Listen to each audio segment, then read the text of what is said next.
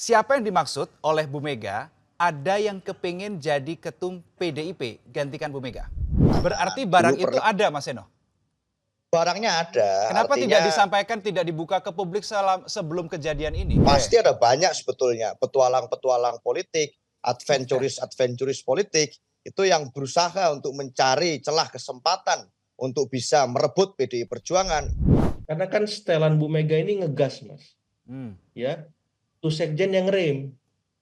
Ya, kalau sekjen yang ngegas juga nanti nabrak kesana kemari, repot kan?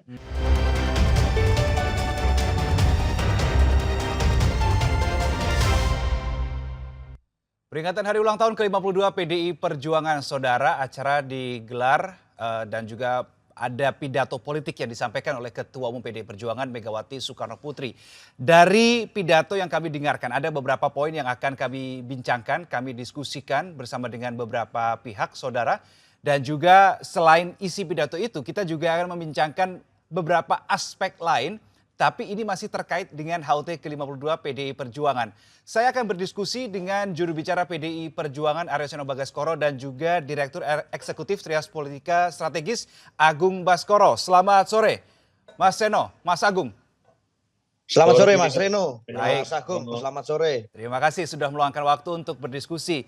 Jadi langsung saja beberapa poin yang disampaikan oleh Bu Mega, saya mau tanya ke Mas Seno nih. Yang pertama Mas Seno, siapa yang dimaksud oleh Bu Mega? Ada yang kepingin jadi ketum PDIP gantikan Bu Mega? Ya, kalau kita membaca secara utuh apa yang menjadi pidato dari Bu Mega di dalam momen HUT tahun ini yang memang sengaja kami rayakan secara sederhana dengan semangat menyatu dengan rakyat ya Mas Reno.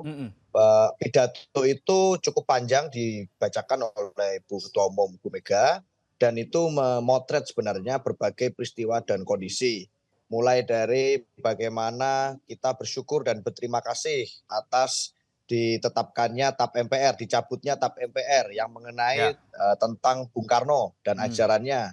Lalu kita merentang lagi sejarah bagaimana sejarah panjang bangsa ini dengan fighting spiritnya. Itu terlalu besar untuk hanya ditukar atau dikorbankan dengan ambisi kekuasaan semata. Lalu kemudian kita juga membicarakan, mendengarkan Bu Mega membicarakan tentang bagaimana PDI Perjuangan sebagai partai yang digembleng oleh sejarah itu telah mengalami pasang surut di dalam berbagai kondisi.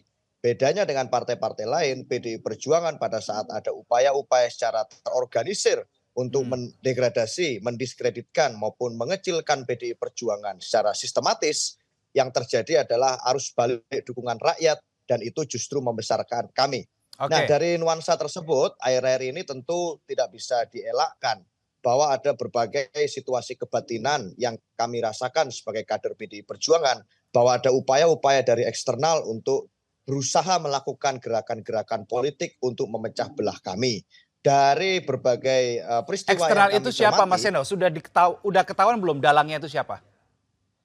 ya sejauh ini kan memang bau-baunya sudah banyak, tetapi akhir-akhir ini semakin muncul ya beberapa kemudian fenomena-fenomena baru. Misalnya beberapa waktu yang lalu itu kan ada statement yang dilontarkan oleh Pak Effendi Simbolon misalnya yang mengatakan bahwa ini pasca beliau bertemu dengan beberapa tokoh termasuk diantaranya adalah Pak Jokowi lalu meminta Ibu Megawati Soekarno Putri untuk mundur sebagai ketua umum. Nah buat kami kan ini statement-statement yang rasa-rasanya aneh kalau itu terjadi di momen-momen seperti saat ini, menjelang HUT partai, menjelang kongres, padahal tentu secara legitimatif beliau sudah bukan lagi kader PDI Perjuangan pasca tanggal 16 Desember 2024 setelah kami membuat surat keputusan. Oke, jadi Nah, jari PDI Perjuangan sekarang lagi pointing ke siapa? Pointingnya ya bisa siapa saja kan, PDI Perjuangan ini partai besar. Yang tentu saja kita tahu dalam berbagai pemilu, kesempatan pemilu di Pileg kita kemarin menang hat-trick 3 kali berturut-turut. Punya ratusan kepala daerah di tingkat provinsi maupun di kabupaten kota. Pasti ada banyak sebetulnya petualang-petualang politik, adventuris-adventuris politik itu yang berusaha untuk mencari celah kesempatan untuk bisa merebut PDI Perjuangan, dimulai dengan upaya-upaya mengacak-ngacak partai. di era konsolidasi internal partai seperti sekarang. Nah, dengan Oke. statement Pak Effendi itu sudah menggambarkan bahwa upaya itu sebenarnya sedang terjadi secara eksternal. Dari statement-statementnya itu ada orang-orang tertentu yang rasa-rasanya ingin untuk kemudian mengacak-acak dan merebut PDI Perjuangan. Nah, buat kami itu aneh, buat kami itu malah mengkhianati spirit Rakernas, karena di Rakernas aspirasi kader sudah clear bahwa kita memohon meminta kepada Ibu Megawati Soekarno Putri untuk kembali menjadi ketua umum partai. Nah, kalau ada suara lain yang keluar dari sana berarti tidak melalui mekanisme maupun Oke. prosedur internal partai. Itu, Mas. Saya mau ke Mas Agung menanyakan deh, kalau tadi saya pinjam kata Mas Seno, ada yang mencoba mengacak-acak internal PDI Perjuangan dari eksternal. Eh, Apa sih seksinya PDI Perjuangan untuk diganggu oleh pihak eksternal, Mas Agung? Ya, kalau saya ibaratkan PDIP ini seperti tim Der Panzer Jerman, Mas, kalau sepak bola itu. Oke, Ya, kita lagi ngomong politik senior, sepak bola nih berarti ya. ya, senior, tua tapi selalu panas ya mesinnya. Oke. Ya, juara dunia 4 kali, Euro 3 kali gitu ya. Jadi Hmm. ya tadi Bu Mega sempat menyinggung 3 kali juara pileg hat-trick semacam itu Yes. dan punya ideologi yang kuat ya, basis massa yang solid. Hmm. Jadi kalau ditanya apa menarik dan seksinya PDIP, ya sangat seksi karena partai yang punya DNA lengkap, sebagai oposisi bisa, sebagai berkoalisi nggak ada masalah. Dimanapun berada, ya PDIP tetaplah PDIP. Dan Hmm. ini kan menarik, karena tidak semua partai di Indonesia bisa seperti PDIP, dan saya kira belum ada yang survive ya, eksis sebagaimana PDIP hari ini. Jadi akan banyak sekali elit yang sangat tertarik, ya tergiur untuk menduduki kursi ketua umum, ya Hmm. diminta atau tidak, seperti itu. Jadi ya ibarat ya tadi Der Panzer Jerman ya, PDIP ini. Jadi bisa menempatkan diri dimanapun, siapapun lawannya siap, semacam itu. Dan saya kira ini sebuah hal yang apa ya, tidak bisa dibantah pun kita mencoba mengatakan tidak, tapi ternyata catatan sejarah secara historik dari dulu sampai sekarang PDIP bisa membuktikan bahwa mereka siap dan apa ya, bisa berkontribusi dimanapun seperti itu. Oke, seksi begitu tadi Anda bilang Mas Agung karena punya track record yang Ya, lengkap, punya track record yang panjang, punya daya survival yang juga cukup tinggi. Tetapi di sisi lain kalau kita ingin melihat jangan-jangan yang mau tadi disebut ya, tadi disebut memang ini sekali lagi belum terbukti. Tadi disebut oleh Mas Seno ada pihak eksternal yang ingin mengacak-ngacak karena takut juga nih sama PDIP. Ada tidak potensi ke sana? ya kalau saya melihat eksternal yang dimaksud di sini kan bisa apa ya, bisa satu individu, satu kepentingan, ya banyak aktor semacam itu, dan Hmm. saya kira sah-sah saja asal memang mengikuti prosedur dan mekanisme yang ada di internal PDIP. Oke. Ya, tapi kalau misalnya mengganggu, ya merongrong dan melakukan hal-hal yang kontraproduktif, justru ini bisa menjadi presiden negatif bagi ya kehidupan kita berpolitik, kehidupan kita berdemokrasi semacam itu. Selagi memang belum ada aturan secara formal yang memang disahkan oleh pemerintah Hmm. terkait misalkan aturan berpartai. Selama itu pula ya, siapapun yang mau berproses menjadi ketum di PDIP harus melewati mekanisme yang ada. Tapi kalau memang dia bermain di luar mekanisme itu, ya saya kira sudahi, jangan apa ya, jangan istilahnya coba-coba, karena itu akan menjadi bumerang politik sendiri bagi siapapun yang melakukan hal-hal di luar mekanisme itu. Dan kemarin kan sempat terjadi, Mas Reno, pada saat kita membahas soal Demokrat misalkan, yang Hmm. itu gagal ya diambil alih dan kemudian menjadi blunder sendiri Ya. ya di pemerintahannya Pak Jokowi misalkan, semacam itu. Dan ini kalau diulang lagi bisa fatal ya, Oke. dan saya kira itu bisa menjadi catatan nokta hitam yang harus diingat oleh siapapun, bahwa upaya-upaya yang ilegal itu akan kembali kepada yang melakukan, seperti itu. Apalagi tadi kalau kita dengarkan penjelasannya Mas Seno dari pihak internal grassroots sudah meminta, memohon begitu bahkan ke Bu Mega untuk mau menjadi ketum sehingga jika memang ada goncangan dari luar tidak akan terlalu berpengaruh ya Mas Agung berarti ya? Mestinya nggak ada masalah, Mas, karena kan Hmm. Ibu Mega dan PDIP itu satu apa, kesatuan ya. Ya, beliau pemimpin tertinggi yang memang bisa mengayomi semua, Mhm. punya hubungan yang baik bahkan dengan pemerintahan hari ini Pak Prabowo, semacam itu. Oke. Saya kira harusnya nggak ada masalah semacam itu. Pun di luar nama Ibu Mega, misalkan Mbak Puan, Mas Nanan, sebenarnya juga nggak ada soal gitu, karena Mhm. masih menjadi apa ya, bagian dari Trah Soekarno itu sendiri gitu. Jadi Saya kira itu yang menjadi semacam kearifan politik di PDIP ya. Oh, Memang kearifan mesti politik. Menarik ini, ya kearifan politik, ada Tras Soekarno di situ. Jadi Mas Seno, menyambung tadi apa yang disampaikan oleh Mas Agung, seberapa kuat sih sebenarnya sampai dengan saat ini DNA atau Tras Soekarno di PDI Perjuangan sendiri dan dilihatnya dari pihak internalnya seperti apa? Ya faktanya secara historis memang kami semua di PDI Perjuangan punya satu inspirasi politik dari pemikiran Bung Karno. Mhm. Bagaimana pidato Pancasila 1 Juni, tulisan-tulisan beliau, kisah hidup beliau rela diasingkan di penjara untuk berteriak melawan kolonialisme, Hmm. lalu kemudian memproklamasikan kemerdekaan bangsa bersama dengan Bung Hatta, itu menjadi suatu inspirasi sejarah yang terus kami pelajari sebagai kurikulum kepartean untuk memahami spirit dasar dari berpartai. Hmm. Dan secara empirik memang sejauh ini kan Bu Mega menunjukkan sebagai putri Bung Karno, beliau ini juga politisi pejuang yang tangguh, seorang negarawan. Bagaimana tidak di era Orde Baru dulu, menjadi putri dan putra keluarga Bung Karno itu bukan suatu hal yang mudah. Ya. Di tengah proyek desoekarnoisasi yang begitu kuat, maka sebenarnya tidak mudah menjadi bagian dari keluarga Bung Karno. Dan Bu Mega menunjukkan bahwa beliau mampu untuk kemudian memberikan suatu spirit perlawanan atas otoritarianisme dan penekanan-penekanan tersebut dan tumbuh menjadi sosok politisi yang hebat yang bisa kemudian melahirkan PDI Perjuangan. Di tengah situasi itu saya rasa beliau menunjukkan konsistensi hingga hari ini. Saat benar katakan benar, saat salah katakan salah, satunya kata dan perbuatan. Dan teladan itu faktanya secara politik berhasil menyolidkan dan menyatukan banyak sekali orang-orang yang berpemikiran dan bersemangat yang sama tentang bagaimana negeri ini harusnya dijalankan.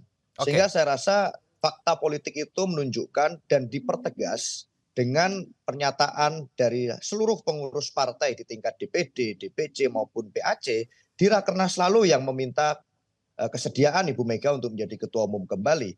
Ditambah di saat-saat ini setelah munculnya spanduk-spanduk provokatif di Jakarta, di Bogor yang mempersoalkan SK DPP partai, Hmm. lalu banyak yang berusaha menggoyang keabsahan kepemimpinan Bu Mega, yang muncul di bawah malah adanya pernyataan sikap dengan membubuhkan cap jempol darah yang artinya siap jiwa raga untuk kemudian mempertahankan kedaulatan partai dari kader-kader di bawah. Ini spontanitas pergerakan yang berasal dari akar rumput. Jadi buat Oke. kami tidak ada alasan sebenarnya untuk mengatakan bahwa ada suara-suara aspirasi yang berbeda, ada keretakan, ada perpecahan. Buat kami sudah bulat tekadnya bahwa kami mengharapkan, meminta kesediaan Ibu Megawati Soekarno Putri untuk menjadi ketua umum kembali. Jadi itu sudah clear, Mas Reno. Mas Seno, tadi yang juga disampaikan oleh Bu Mega adalah warning lagi nih ya. Kalau udah nggak cocok sama PDIP ya keluar, jangan pelintat-pelintut. Ini saya quote dari yang dikatakan oleh Bu Mega. Pertanyaan saya gini, emangnya Ya. masih ada ya kader yang tidak sejalan tapi masih ada di partai? Bukannya udah dipecat kemarin 27 orang itu? Ya, 27 kader itu adalah pemecatan yang dilakukan dengan mengevaluasi jalannya tahun politik 2024 dari Oke. Pilpres, Pilkada, dan Pileg. Hmm. Artinya bagi kader yang indisipliner dalam praktek politiknya, tidak mengindahkan ADART partai, moral etika, norma politik yang terjadi di PDI Perjuangan, maka konsekuensinya clear. Dan itu suatu tradisi yang bukan hal baru di PDI Perjuangan. Oke. Maka di momentum menjelang kongres ini, saya rasa di partai manapun juga sama. Yang harus dilakukan adalah melakukan penguatan konsolidasi internal untuk memastikan bahwa terjadi internalisasi nilai-nilai kepada semua kadernya. Dan saya rasa partai dengan pelembagaan yang baik harus melakukan itu. Dan itulah yang dilakukan oleh Bu Mega. Siapapun yang kemudian mau bersama dengan PDI Perjuangan, ya harus tegak lurus. Kita kalau berdialektika, berdiskusi, berdemokrasi ya di internal. Dan Oh, tidak oke. boleh melakukan gerakan-gerakan yang tidak sama, tidak Artinya satu ini hanya antara kata sebagai dan suatu perbuatan. warning, bukan sebagai sinyalmen bahwa masih ada loh kader yang begitu. Harusnya ini sebagai warning kalau kita Warning saja dengarkan ya. pidato Ibu Mega. Ya, Oke, Mas, satu yang juga kita tangkap hari ini adalah ada ucapan selamat ulang tahun dari Presiden ke-7 Republik Indonesia Jokowi untuk PDI Perjuangan. Respon PDIP seperti apa? ya terima kasih. Oke. Oke, terima kasih. 2 kata saja ya. Oke, baik. Saya ingin tanyakan, itu tadi terkait dengan HUT PDIP hari ini dan juga terkait dengan pidato Bu Mega pada kesempatan kali ini. Saya ingin juga tanyakan terkait dengan beberapa peristiwa yang terjadi di sekitar hari ulang tahun PDI Perjuangan. Yang pertama adalah ini terjadi di bulan Desember, Sekjen PDIP ditetapkan sebagai tersangka, kemudian rumah Sekjen Mas Hasto digeledah, kemudian kemarin juga Ahok dipanggil oleh KPK, semuanya terjadi sebelum HUT PDIP. Mas Agung, pandangan Anda kalau diteropong dari kacamata politik, ini seperti apa? Ya Pak Yasona dicekal Mas. Ya. Dan Pak Yasona dicekal, ya itu dia. Dan dipanggil juga Iya, oleh jadi KPK, ya kan? ya Jadi kalau kalau diteropong dari saya kacamata ini politik ada apa nih sebenarnya? Berdiri sendiri kah hal-hal ini atau ada keterkaitan? kalau pidato Ibu Mega semuanya warning politik, ini juga warning politik dari sana, Mas. Dari seberang kekuasaan yang berbeda haluan dengan PDIP, bahwa PDIP jangan main-main loh, hati-hati Seberang seperti ini itu. dari koalisi dari pemerintah atau non pemerintah yang berada berseberangan dengan PDIP atau seperti apa Mas Agung? Ya, kekuatan pemerintah dan kekuasaan hari ini kan semuanya bercampur, Mas. Ya, ada yang Hmm. memang eksis dari sebelum pemerintahan baru terbentuk kan, karena membawa narasi keberlanjutan, sehingga tidak bisa dimungkiri ada arahan dari pemerintahan sebelumnya yang sekarang masih eksis di pemerintahan sekarang, memberikan warning itu kepada teman-teman PDIP. Dan saya kira PDIP harus membaca ini dengan seksama dan memberikan langkah-langkah yang mitigatif ya, jadi yang apa yang sifatnya empatik juga, Hmm. simpatik ya, dalam artian coba masuk ke dalam logika publik agar apa PDIP bersama publik tidak sendirian. Tapi kalau kemudian PDIP mengambil jalan sendiri, konfrontatif, ya Hmm. tidak diplomatif, tidak mencari win-win solutionnya, ya dan dalam konteks ini kan ya mau nggak mau pilihannya bersama publik, Ya. ya otomatis khawatirnya PDIP malah terjorok di pojok dan itu membuat ya image persepsi citra PDIP di mata publik eh, kurang positif gitu. Maksud saya Hmm. ya ketika ada proses hukum dihadapi dengan hukum juga secara profesional proporsional. Kalau memang ada proses-proses politik yang terjadi, manuver-manuver politik, kalau bahasa Ibu Mega di pidato tadi kan ada senam politik dan pencak silat politik, Iya. Mas Reno ya. Iya. Nah, Menarik senam itu politik diksinya. yang teratur tuh, ada lagunya, ada nadanya. Tapi kalau pencak politik ini, pencak silat ini nggak bisa diatur nih. Ini Hmm. jurus rahasia kata Bu Mega. Di belakang panggung biasanya. Nah, itu dihadapi juga dengan cara-cara demikian, secara politik. Tapi jangan kemudian hukum dicampur dengan politik ataupun politik dicampur dengan hukum. Supaya apa? Supaya yang di seberang kekuasaan sana juga profesional juga bermainnya. Ya jangan Hmm. mencampur adukan ini macam itu. Oke. Dan saya kira ini penting juga bagi publik melihat segala sesuatu dengan jernih. Kalau kita ngomong hukum ya hukum, kalau kita ngomong politik, politik, bertindak pun demikian. Sehingga apa? Ada profesionalitas nalar dan aktivitas yang jelas dan clear. Ya karena selama ini bercampur baur sehingga membuat banyak pihak jadi tersandera dan ini nggak sehat bagi politik hukum kita. Hmm. Yes, jadi semuanya jadi bermasalah dan ketika haluan politiknya kemudian berubah, berbeda, ya, iman politiknya nggak sama, langsung diaktifasi semua soal-soalnya, kasus-kasusnya. Dikeluarin Hmm. kartu truf politiknya semua, Mas. Dan ini kan bahaya bagi politik kita, hukum kita, demokrasi kita. Kalau pola-pola semacam ini diteruskan, dan saya kira PDIP bisa memutus mata rantai itu. Lingkaran setan ini harus diputus. Dan Hmm. PDIP saya kira kalau mampu melakukan itu lagi dan lagi ya, pribadi mengucapkan terima kasih. Sebagaimana PDIP concern menjaga konstitusi kita, demokrasi kita. Artinya memutus mata rantai bagaimana nalar hukum dan politik ini harus dipisah, harus dibuat seprofesional mungkin, sejernih mungkin, sehingga semua orang bisa tercerdaskan, tercerahkan agar apa? Agar ya saya dalam konteks ini menjaga demokrasi kita aja Mas Reno. Ya. Jangan sampai diganggu, hukum kita juga demikian. Karena kalau nggak demikian, kacau kita nanti berbangsa. Seperti itu. Oke, baik. Saya ingin tanya pendapatnya Mas Seno. Tadi Mas Agung bilang bahwa beberapa kejadian yang saya sebutkan tadi terjadi sebelum HUT PDI Perjuangan ini bisa dimaknai sebagai warning dari kubu seberang yang tadi Mas Agung pun juga tidak detail, belum detail menyebutnya secara rinci gitu ya. Karena tadi bercampur tadi bahasa Mas Agung. PDIP meresponsnya seperti apa, Mas Seno? Ya memang secara kasat mata juga saya rasa publik juga bisa menilai yang sama bahwa ada bauran-bauran dan campuran-campuran itu. Hmm. Apalagi kalau kita melihat 1 tahun terakhir itu kan sangat gamblang, bukan hanya pencaksilat politik dan apa tadi istilahnya ibu Politik. itu Senam politik. eh, senam politik. Ini Hmm. kan juga ada banyak Pak. Ada tawuran politik, ada keroyokan politik kan rame-rame ini banyak ini yang terjadi 1 tahun terakhir ini. Jadi ini laboratorium politik yang paling makiavelis lah ini kalau kita sebagai pembelajar politik itu terjadi di Indonesia selama 1 tahun terakhir bisa kita pelajari betul. Dan sebetulnya yang berupaya untuk ditunjukkan oleh PDI Perjuangan itu kan semangat untuk bahwa politik tuh harusnya nggak gitu-gitu amat lah gitu. Ada suatu elegansi gitu harusnya di dalam melangkah, tidak kemudian secara kasat mata itu memberikan privilege untuk kepentingan tertentu saja, lalu kemudian mematikan dengan brutal langkah politik yang lain, dengan kemudian menggunakan nabok nyilih tangan itu, politik meminjam tangannya hukum untuk kemudian menggebuk atau menggigit orang lain. Itu sesuatu yang saya rasa berupaya untuk secara terus-menerus dilawan oleh PDI Dan Perjuangan. itu dirasakan oleh PDIP, Mas? Oh iya, sangat terasa. Dan itu kan di momentumnya yang sangat dekat dengan momentum politik penting bagi kami. Panggilan pertama yang kembali diterima oleh sekjen partai kami misalnya setelah 5 tahun kasusnya tidak ada suaranya, tidak ada bunyinya, tiba-tiba mendekati pemilu, kemudian dipanggil lagi ke KPK. Lalu sepasca pilkada mendekati momentum HUT partai, lalu ditersangkakan, lalu Pak Yasona dicekal, lalu Pak Ahok dan seterusnya. Dan ini terjadi kok di tahun-tahun sebelumnya. Setiap menjelang kongres, setiap menjelang tahun-tahun momentum politik yang sangat krusial, ini lalu kemudian berusaha kami dilakukan suatu upaya framing untuk kemudian memberikan suatu cap bahwa PDI Perjuangan ini bermasalah, dilakukan cara-cara politik hukum yang seperti ini. Beberapa kali lah kita menghadapi situasi itu. Artinya sebenarnya ya ini buat kami tidak sehat.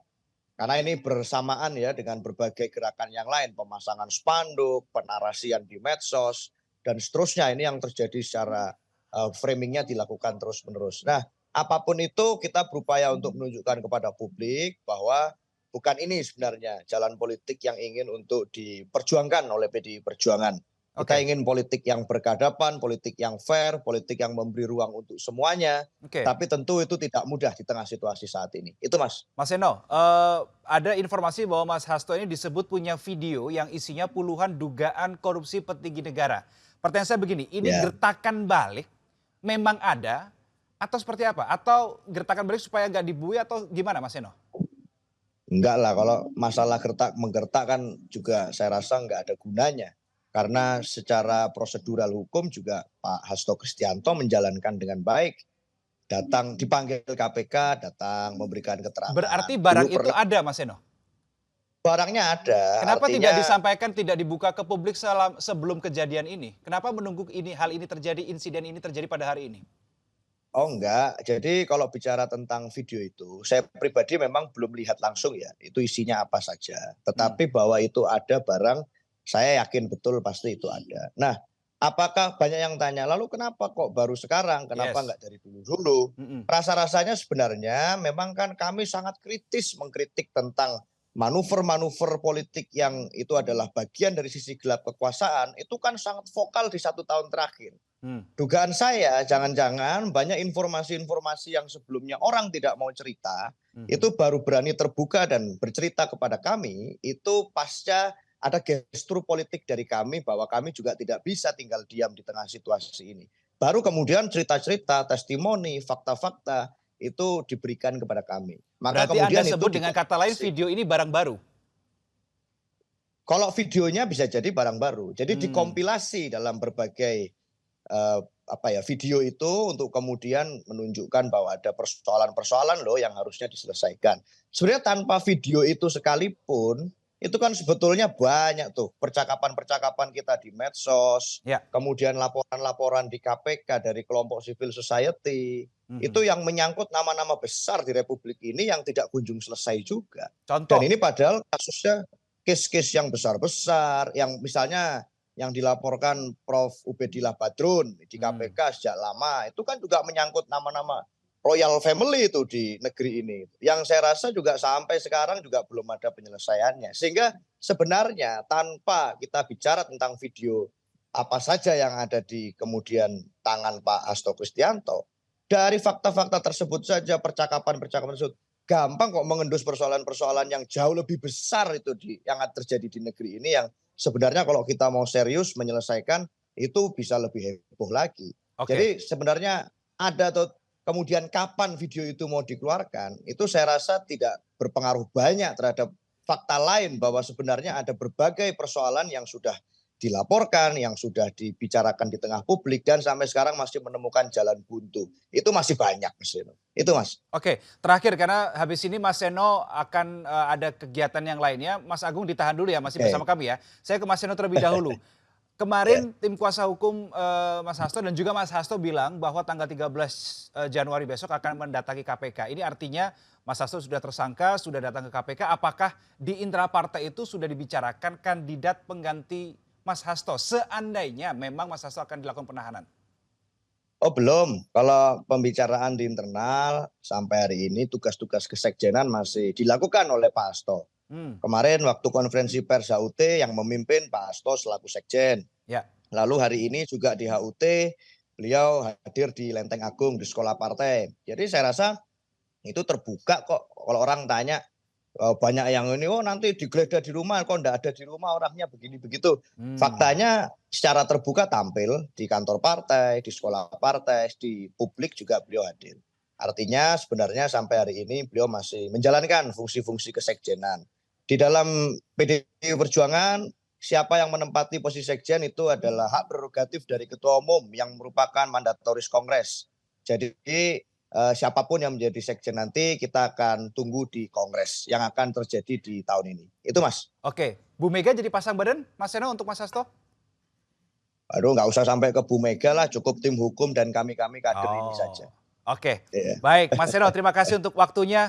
Kami Iya. persilakan jika ingin memiliki agenda kegiatan lainnya. Terima kasih sudah bergabung. Saya masih sambung sama Mas Agung ini.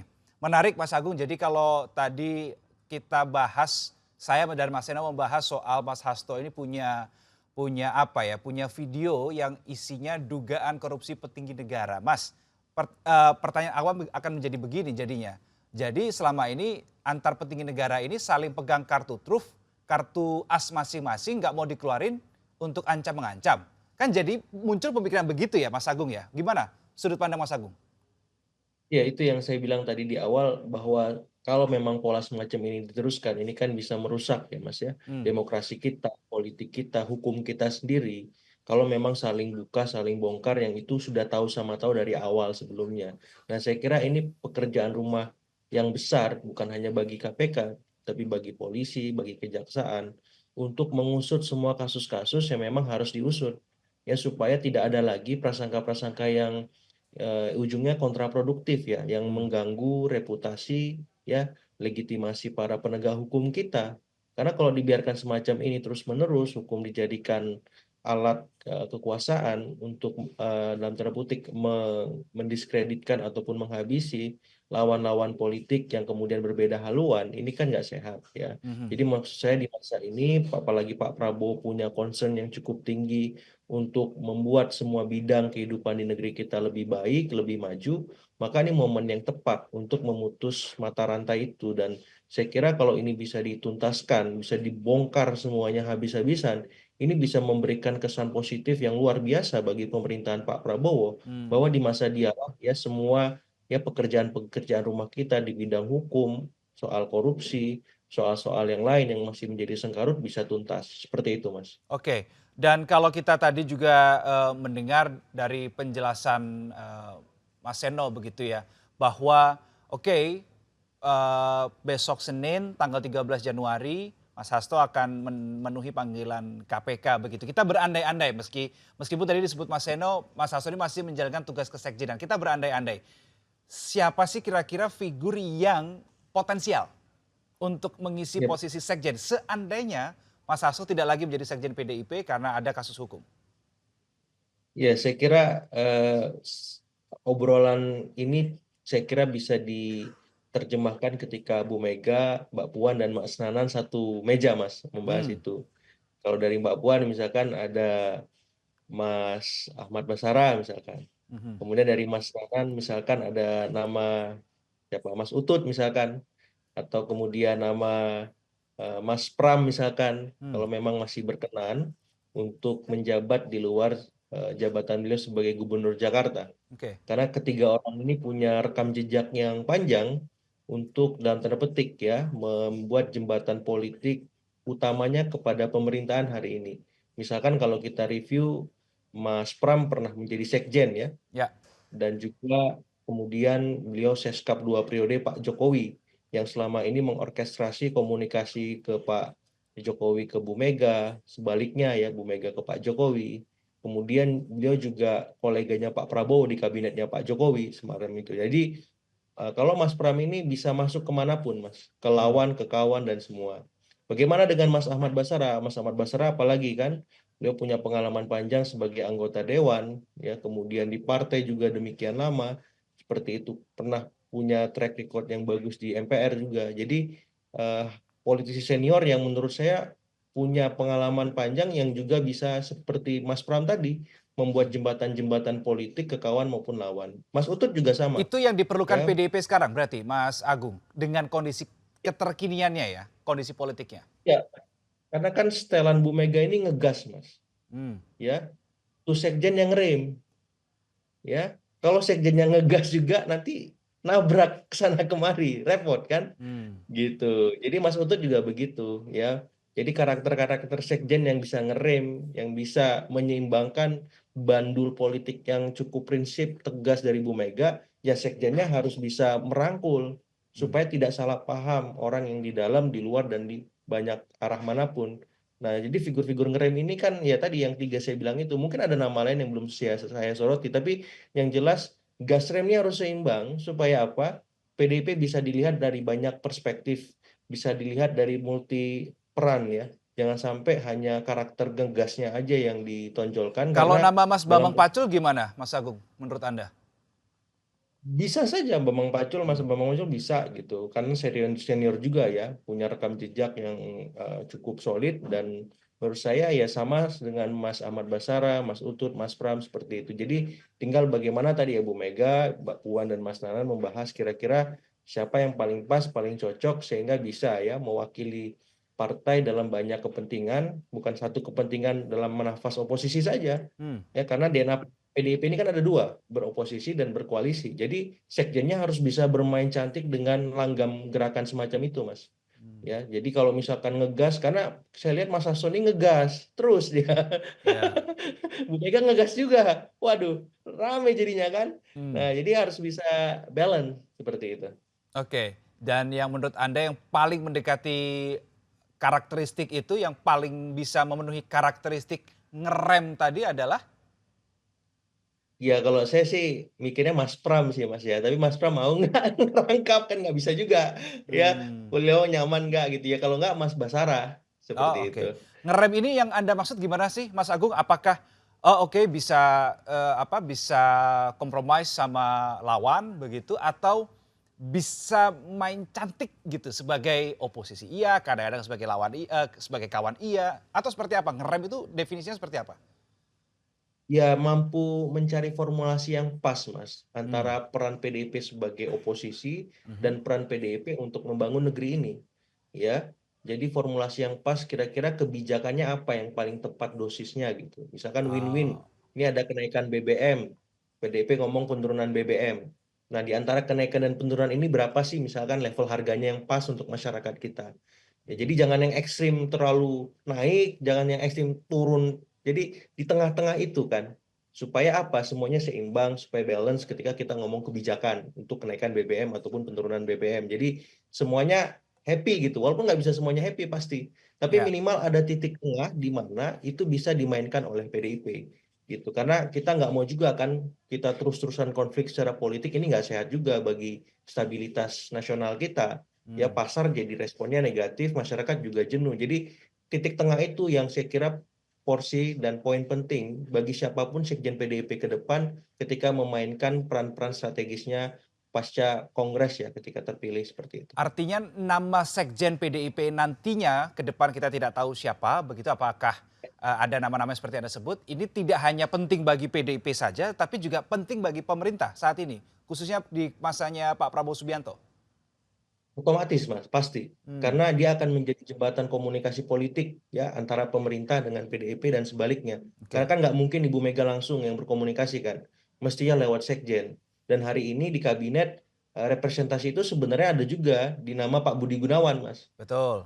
Ya, jadi ya itu bisa juga dipertimbangkan. Sebagaimana dulu peran Mas Pram kan, misalkan Iya, iya. seperti itu. Jadi maksud saya ya tergantung nih Ibu Mega sama Pak Prabowo habis kongres ketemu nggak gitu dulu, Mas. Masih lagi dibahas itu ya, jadi ketemu atau enggak gitu ya. Mas Karena Agung, kalau misalkan heeh, ya gimana tadi? kalau misalkan jadi ketemu, masuk ini bisa lah dikompromikan nama sekjen yang pas atau siapa Oh, orangnya sorry, seperti itu. Tapi kalau nggak bisa lah ketemu repot. dikompromikan nama sekjennya. Berarti Pak Prabowo bisa, dengan kata lain Anda mencoba mengatakan Pak Prabowo juga punya kepentingan atas nama ini. Bisa kasih masukan, bisa minta juga dalam tanda kutip ya? Ya misalkan Bu Mega punya nama, pasti Bu Mega Hmm, nanya kan, Pak Prabowo gimana kalau misalkan ini jadi jembatan komunikasi kita. Karena kan nggak mungkin, Pak Prabowo pasti punya jembatan komunikasi juga, misalkan selama ini sama Pak Dasko misalkan, ya, ya, atau Pak Muzani misalkan, atau siapa lagi. Nah Bu Mega pasti punya nama-nama, tapi kan perlu satu nama. Misalkan ditunjuk siapa ya gitu yang asik, yang memang bisa membuat komunikasi kita nyambung, relasi kita makin bagus. Nah, kan bisa dapat masukan juga dari Pak Prabowo misalkan. Jadi saya kira hmm. Bu Mega sama Pak Prabowo ini kan seperti kakak dan adik, nggak ada masalahnya. Tapi ya kalau bisa ketemu dulu. Nah kalau nggak ketemu, kemudian Ibu Mega mutusin, ya nggak ada masalah juga. Tapi khawatir ada miskoordinasi dan missinkronisasi yang lain ketika kita ngomong pada aras praksi soal kebijakan, soal hal-hal yang memang strategis untuk negeri ini seperti itu. Mas Agung, tadi kan Anda bilang bahwa untuk figur sekjen ini, kalau Ya. Mbak Puan dan juga Mas Nanda ini duduk satu meja begitu, berarti masing-masing ini bawa nama begitu kan. Nah, apakah Ya. nama sekjen nantinya ini juga menentukan posisi ketum PDIP berikutnya di trah siapa, antara Mbak Puan, Mas Nanda, di trahnya Soekarno atau seperti apa? Bisa tidak mempengaruhi? Bisa, tapi lagi dan lagi kalau misalkan ibu masih apa ya masih masih punya peranan yang strategis seperti sekarang Mhm. untuk pasangan Mbak Puan memang harus harus apa ya mencari titik tengah ya. Saya Hmm, kira ya memang nanti soal sekjen siapa, soal bendum gimana dan soal pengurus-pengurus strategis lain. Yang jelas eh, keduanya punya istilahnya punya cara pandang yang saya lihat saling melengkapi ya. oke, Ya saling punya uniqueness masing-masing lah ya dengan langgam yang mereka jalani selama ini. Kalau Mbak Puan kita lihat sangat soft misalkan, Mas Nanan agak-agak sedikit ya di belakang panggung misalkan ya, tapi ya. agak-agak keras misalkan seperti itu. Karena pembagian perang di depan dan di belakang panggung ini kan perlu juga supaya apa? Supaya tidak semua hal harus dibahas di depan publik, tidak semua hal harus apa dieksekusi secara kasat gitu kan. Nah, Mas Nanan mengorkestrasi itu dari internal kepartaian, tapi kalau Mbak Puan dari eksternal kepartaian ya, sebagaimana peran beliau selama ini. Jadi keduanya sangat melengkapi, tapi pada satu momen pasti harus dipilih mana yang akan melanjutkan tongkat estafet kepemimpinan Ibu Megawati seperti itu. Baik, Mas Agung Baskoro, Direktur Eksekutif Trias Politika Strategis, terima kasih sudah berbagi analisisnya di kesempatan diskusi kali ini. Kita jumpa di lain waktu ya. Mas Agung, kita sambung di lain waktu. Sama-sama, Dan Mas sebelumnya tadi Mirza, juga ada makasih. juru bicara PDI Perjuangan Aryo Seno Bagaskoro yang juga berdiskusi bersama dengan kami terkait dengan makna beberapa poin yang disampaikan oleh Bu Mega di pidatonya di HUT ke-52 PDI Perjuangan dan juga terkait dengan beberapa peristiwa hukum yang terjadi di sekitaran begitu ya, dalam tanda kutip sekitaran hari ulang tahun ke-52 PDI Perjuangan. Kita akan nantikan bagaimana dinamika ke depan. Saya Reno Reksa, tunggu Anda di kolom komentar jika Anda ingin berbagi analisis, berbagi opini. Saya baca dan saya tunggu. Salam SCTV.